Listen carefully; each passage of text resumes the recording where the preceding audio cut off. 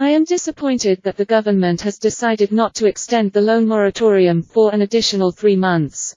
While a full blanket moratorium may not be necessary, failure to take the lead in imposing a targeted moratorium is a dereliction of responsibility and a serious lapse of leadership, leaving borrowers at the behest of banks.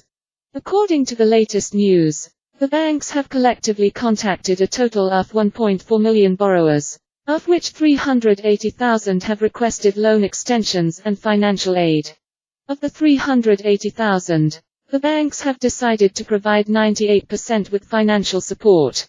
While I applaud the collective efforts of the banks, I note that there are in total an estimated 8.3 million borrowers in Malaysia. In other words, the banks had only managed to speak to 17% of their borrowers.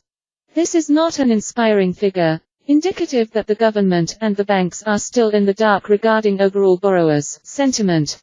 I urge the government to immediately relook into implementing a more targeted loan moratorium, focusing on the borrowings of lower-income households and small businesses. We have yet to see any meaningful recovery of the salaries of lower-income families, or steady revenues for small businesses in Malaysia. These class of borrowings should be targeted for moratorium, as we have yet to see any meaningful recovery of the salaries of lower-income families, nor steady revenues for small businesses in Malaysia. While I am committed to the policy of a resilient banking system, it is crucial that the banking sector be more transparent and accountable.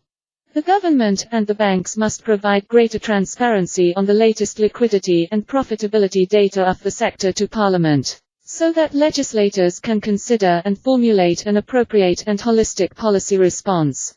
In addition, I note with alarm the total number of COVID-19 infections in Malaysia has now surpassed the 11,000 mark, while the number of active cases has now breached the 1,000 mark for the first time since mid-June.